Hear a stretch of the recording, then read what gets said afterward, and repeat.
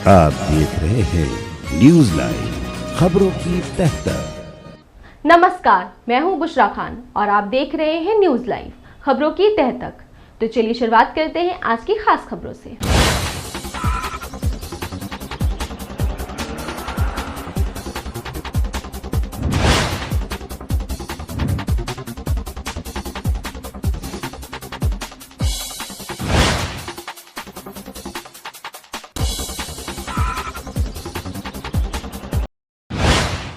सरकार की महत्वाकांक्षी योजना बेटी बचाओ बेटी पढ़ाओ से एक ऐसा युवक प्रभावित हुआ जो गांव की बेटियों को देह व्यापार के दलदल से निकालकर समाज की मुख्य धारा में लाना चाहता है। इसके लिए वह थाना से लेकर मानवाधिकार और शासन प्रशासन से गुहार लगा चुका है। यह नौजवान सिद्धार्थनगर के इटवा तहसील क्षेत्र के बिसोहर के एक टोले में रहता है। टोले की बेटियां कैसे सुरक्षित रहेंगी, इसके लिए उसने लड़ाई शुरू कर दी है और आखिरी दम तक लड़ने का ऐलान कर दिया है। इस युवक का परिवार भी पहले इसी धंधे में था, जो अब छोड़ चुका है। उसका नाम है राजा।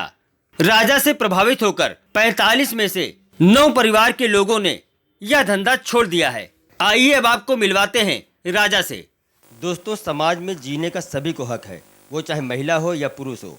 आज समाज में किन्नरों को भी मुख्य धारा से जोड़ा गया है, लेकिन एक ज्वलंत मुद्दा हमारे सामने आया है, जिसके बारे में सिद्धार्थनगर से हमारे साथ आए हुए हैं राजा जी। वो पूरी चर्चा करेंगे। राजा जी, क्या ज्वलंत मुद्दा आपका है, हमारे दर्शकों को बताइए।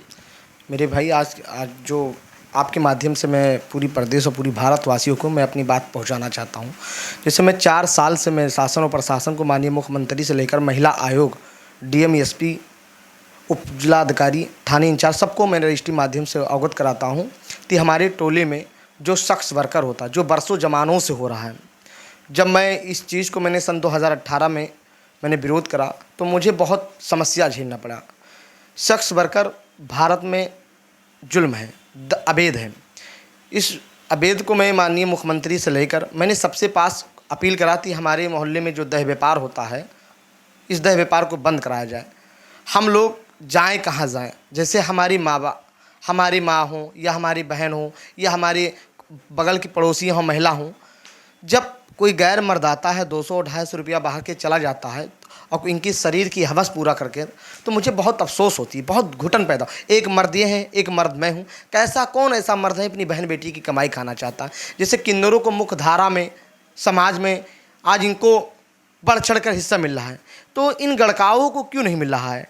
जैसे हम आज या इनके कौम के बच्चे हों, कभी इनसे पूछ लिया जाए तुम्हारे बाप का नाम क्या है, तुम्हारी जात क्या है, तुम रहने वाले कौन हो, तुम्हारे नस्ल क्या है, तो हम क्या बताएं? बहुत तकलीफ़ें होती हैं। समाज मुझे हम लोगों को गलत निगाहों से देखता है और इसी के नाते मैंने बहुत अपील करा, अब आज तक मुझे सफलता नहीं मिला। मैंने जिला पर, सिद्धार्थनगर कलेक्टर पर मैंने 10 बार मैंने भूख हड़ताल पर बैठा कि हमारी मांगों को लेकर नहीं पूरा हुआ तो मैं अमरण अनशन पर बैठूंगा। मैंने कुछ दिन के पहले मैंने पैदल यात्रा भी लिखा कि मैं सिद्धार्थनगर से लेकर, अयोध्या से लेकर लखनऊ विधानसभा तक मैं पैदल यात्रा करूँगा। मुझे 27 तारीख को शाम को 5 बजे बैठाकर 36 घंटा मुझे थाने पे बैठाएं और मेरी मांगों को पूरा नहीं हुआ। मेरी मांग था ये कि इन महिलाओं को मुख्य धारा में जोड़ा जाए।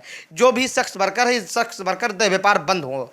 हमारी मांग यह है कि यहाँ 13 कैमरा लगना चाहिए, पुलिस बूथ बनना चाहिए और इन महिलाओं को बढ़ चढ़कर मुख्य धारा में जोड़ना चाहिए। इनकी जात क्या है, इनके बच्चों को जो परवरिश होता है, जो इनकी नस्ल होती है, इनकी बाप की पहचान क्या है। हमारी सवाल सरकार से ये है और हमारे यहाँ के ऊँचे अधिकारी जो प्रशासन है, इनसे हमारी सवाल है। और जो दह व्यापार चलाते हैं, वह इनके माँ बाप, वह इनके भाई या स्थानीय पुलिस, वह वोट की राजनीति, ये दह व्यापार को रोक लगना चाहिए। और इस सरकार में मुझे, भारतीय जनता पार्टी की सरकार में मुझे बहुत उम्मीद है माननीय योगी आदित्यनाथ जी के, कि हम छोटे जातों, हम जाएं तो कहाँ जाएं हम। अच्छा, जैसे देह व्यापार जो है इंडिया में बैन है, हाँ। लेकिन फिर भी चोरी चुपके लोग करते हैं। नहीं, खुला हमारे क्षेत्र में होता है। हाँ, खुला भी करते हैं। उसमें किसकी साया है, किसकी छत्र छाया में चल रहा है काम, या पुलिस होगा या कोई नेता होगा या कोई भी हो सकता है जिसके संरक्षण में चलता रहता है। आपके मतलब कहने का मतलब ये है कि उनके जो बच्चे होते हैं, उन महिलाओं के, उनके बाप का नाम भी उनको मिलना चाहिए, लेकिन वो कैसे मिलेगा, कि उनकी जात क्या होगी? उनमें मेन समस्या आपकी ये है कि उनको आप जो है इस धारा में लाना चाहते हैं। बताइए। हमारी समस्या बहुत बड़ी मुद्दा है। चाहे समाजवादी हों, चाहे बसपा हों, चाहे ये कांग्रेस हो, कभी हमारे विषय में, हमारे लोगों के विषय में नहीं सवाल करा। जैसे किन्नर को बढ़ चढ़कर अब सम्मान मिल रहा है, इनको भी मतदान दिया जा रहा है, पहले लोग नहीं ले रहे थे।